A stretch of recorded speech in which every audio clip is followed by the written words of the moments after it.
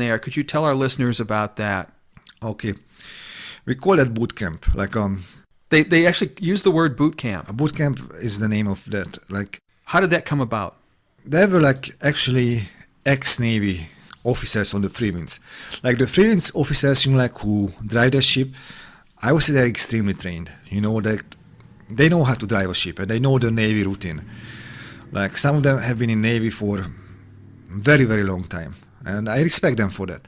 But the thing what happened, that they tried to introduce this Navy-style life to the Sea Org, like to other Sea Org bases. And when they came down, first of all, like you had to learn a lot about ships, like how you control a ship. They try to make sure that you don't get influenced externally. There was this course, they call it external influence course. Everybody had to do it, and it teaches you how to close out everything. So like you can be influenced from anybody talking to you, from newspaper, from people talking to you on the street. Like you close out all the outside, what is not Scientology.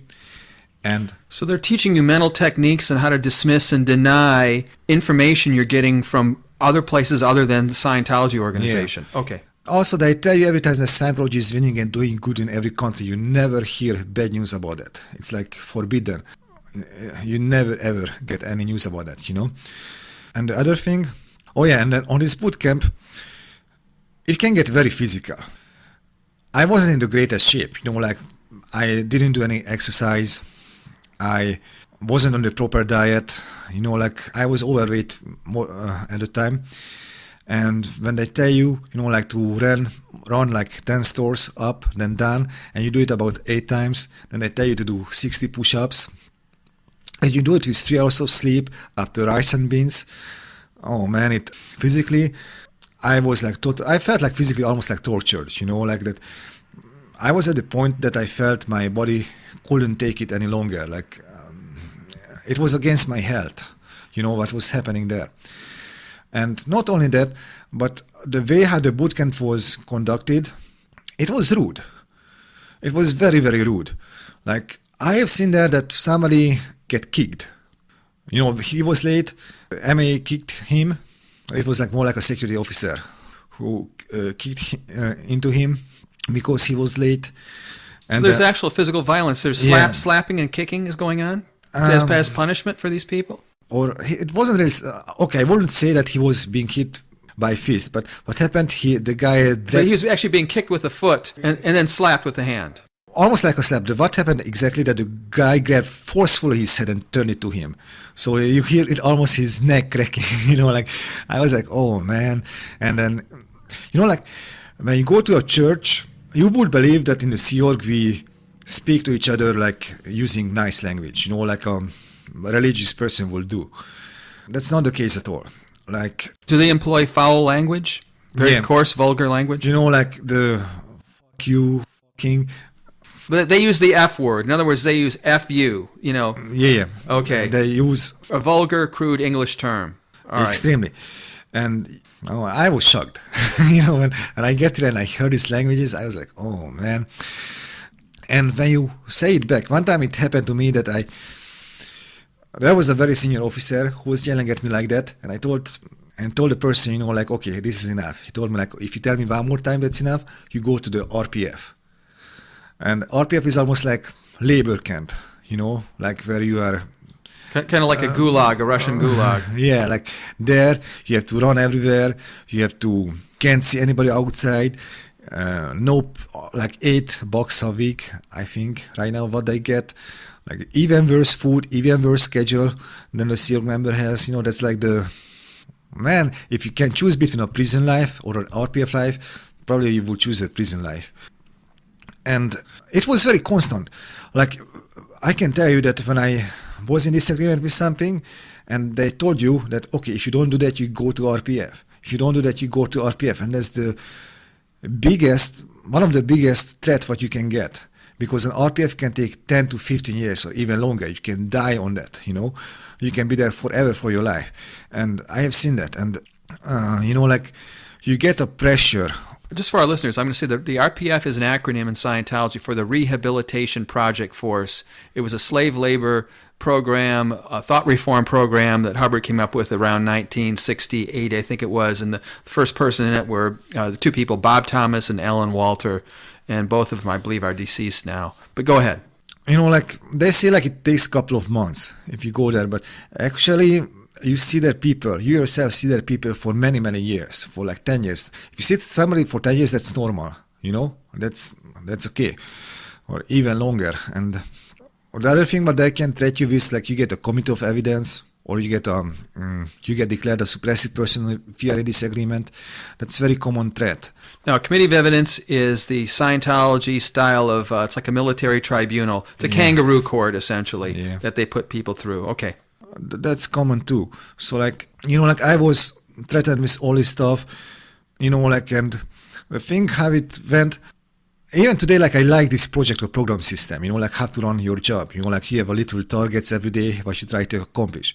But what happened that I was assigned to 29 programs, and every single 5 minutes somebody else came to see me that do this target, do this target, do this target, do this target. They even, and like you just go ballistic because they contradict, or you don't know what you want to do anymore. The pressure is like extremely high. Pressure is so high. If you are in the Sea Org and you do something stupid, I wouldn't blame you, because you are almost like forced in to do that, Like if you don't make this target, you don't get sleep. If you don't make this target, you don't go to lunch. If you are in that, if you get into the state of mind, of course I want to sleep, like after today. So of course I want to eat something, my body cannot take it. And sometimes you will make that mistake. So sometimes you will do something in a little bit other way than you were supposed to do. And for example, it was a very usual way. Usually the person who handled the section where I was working on, she just said, like that I have a committee of evidence typed up on the computer. If your stat is not high enough, I just have to push the button and everybody will approve it in 5 minutes. And I was in a state of mind for years, like I knew if I don't get enough numbers for myself, I don't have enough course completions, then I'm going to get that. So they operate on punishment drive, that they operate on force and coercion. Yeah, like before, when I was used to work in Hungary, like in the mission, like I was working so much for quality, like I had so much this, I wanted to make sure that everything what I do is perfect. And I like to do what I was doing. And I reached a state of mind, when I felt like this is not what I came for here.